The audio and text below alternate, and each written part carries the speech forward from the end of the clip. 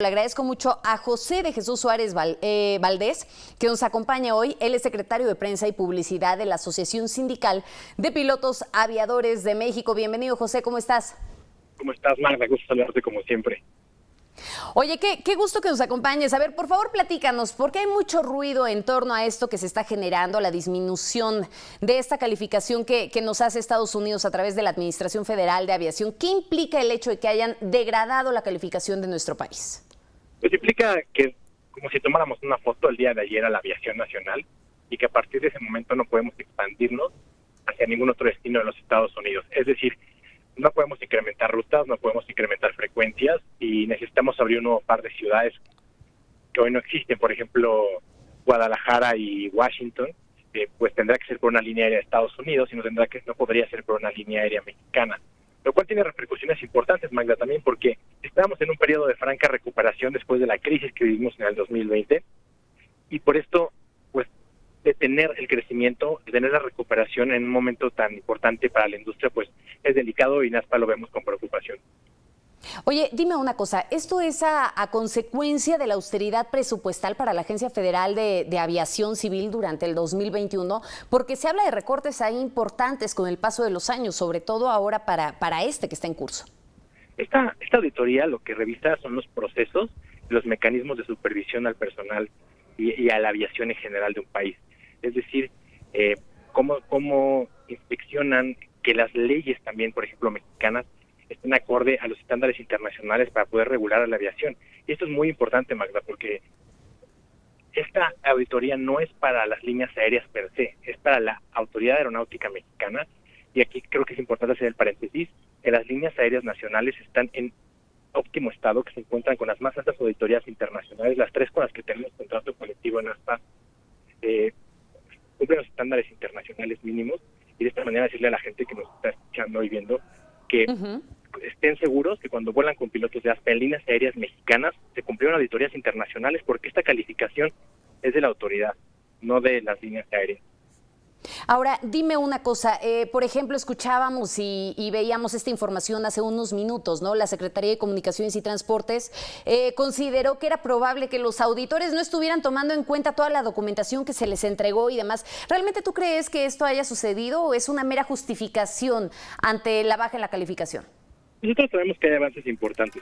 Sin embargo, al no llegar al 100% de resolución de estos 28 hallazgos, pues se otorga la categoría 2. Incluso todavía el viernes se promulgaron cambios a la Ley de Aviación Civil de México, lo cual pues fue derivado de la misma auditoría que hace la Autoridad Aeronáutica de Estados Unidos. Entonces, pues sabemos que, y lo que nos han compartido es que hay avances importantes, sin embargo, no se completaron en el tiempo y la forma, al menos esto fue lo que pensó la autoridad estadounidense para no otorgarnos la categoría 2, y esto es delicado, y creo que aprovechar este espacio, Magda, también para decirle a la autoridad aeronáutica que cuenten con ASPA y los pilotos de ASPA, que tenemos expertos en materia técnica para poder resolverlo. Esto, que aunque es un problema o una degradación de la autoridad, afecta a toda la industria y por supuesto a nosotros los trabajadores. Oye, ¿qué tanto se puede afectar en este sentido la imagen que tenemos en México? Sobre todo pensando también en algunos otros lugares, ¿no? Pensando en Europa, en Asia, en fin. Yo creo que esto es importante porque en México tenemos un problema en materia de aeronáutica, al igual que en muchos países de América Latina, donde no estamos entendiendo el aliado tan importante que es la aviación de esta industria. Un país como México, que quiere depender cada vez más del turismo, por ejemplo, necesita tener una aviación de primera, una autoridad aeronáutica de primera, y nuevamente por eso nos ponemos a disposición de las autoridades. Justamente este problema, yo creo que en este momento se trata de sumar, de que salgamos todos juntos de esto y de que esta degradación nos llega en un muy mal momento, en un momento de franca recuperación de la industria, donde estábamos, por ejemplo, a un 60, un 70% de la recuperación. Ni siquiera estábamos hablando de un crecimiento de la industria, sino de una recuperación para llegar a niveles que teníamos en 2019. En este orden, pues esperamos y confiamos en que la autoridad nacional va a hacer lo propio, como lo comunicaron ayer, para corregir esta situación lo más pronto posible, porque se necesita, México necesita y merece tener una autoridad aeronáutica de primera para una aviación de primer nivel. Oye, y fíjate que ahora que lo comentas, pues es importantísimo, ¿no? Y dices, bueno, apenas estábamos empezando a tener una recuperación. Podríamos pensar en cuáles son estas aerolíneas que se están viendo más afectadas, en el caso de Aeroméxico, por ejemplo, ¿no? Que se vio afectada también con estas restricciones de viaje a nivel internacional y que de pronto también se encuentra bajo un proceso de la ley de quiebra allá en Estados Unidos para poder realizar una reestructura financiera y que ahora el panorama se le empieza a complicar. Pero dime una cosa, y que aquí también recae la preocupación de los usuarios. ¿Cómo nos impacta a nosotros? ¿Cómo impacta a la gente que de pronto tiene que viajar y demás? ¿Verán algún incremento en las tarifas? ¿Repercute también en esta parte? Bueno, es importante. Las personas que tengan ya un boleto comprado, será un resto de boleto, toda vez que la aviación sigue siendo, al menos hoy, igual que ayer. Lo que repercute y lo que limita es el crecimiento. Entonces, los usuarios van a ver afectaciones, por ejemplo, si más adelante y no corregimos esta situación, pues necesitamos abrir nuevos servicios aéreos y van a tener que estar operados por líneas aéreas de Estados Unidos, y por tanto se reduce la competencia, y al reducirse la competencia, pues pueden incrementar los precios. Otra cosa importante es que, por ejemplo, hoy con los códigos compartidos que se tienen, que es cuando compras un solo boleto para volar entre dos ciudades, con una escala, por ejemplo, y utilizas dos aerolíneas, pues con un solo boleto y un solo pago de impuestos lo estás logrando. Posteriormente vas a tener que comprar dos boletos, lo cual te incrementará también el precio. Entonces, son afectaciones, yo creo que para la industria, pero también para el usuario. De ahí la urgencia de asignar los recursos, de que la Agencia Federal de Aviación Civil y la Secretaría de Comunicaciones y Transportes resuelvan esta situación lo antes posible y, por supuesto, contando con la ayuda de nosotros. Fíjate que ahora que lo mencionas, decía el presidente López Obrador que bueno, que se había cumplido con todo esto y que se podía probar, ¿no? Que verdaderamente no había ningún pendiente dentro de esta auditoría que se había hecho, y él mencionaba que en gran medida lo que había aquí eran intereses de por medio para poder beneficiar a las aerolíneas estadounidenses. ¿Crees que verdaderamente esté siendo así? Bueno, como resultado de esta degradación, los que pueden extenderse y los que pueden crecer son las líneas aéreas de Estados Unidos. Es decir, ahorita después de la pandemia, muchas líneas aéreas, y no es que todas las de Estados Unidos, tienen aviones detenidos, tienen aviones en tierra que están pues realmente listos para volar.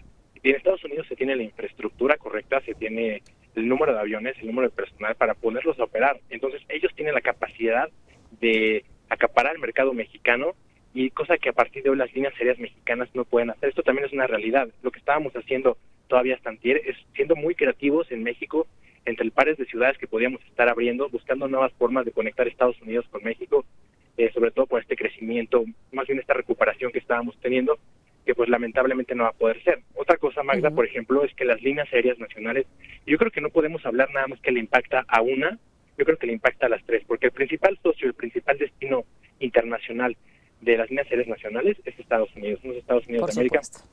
Entonces, este es un impacto, yo creo que es para toda la industria, y no solamente para las líneas aéreas de pasajeros, también por supuesto para las de carga.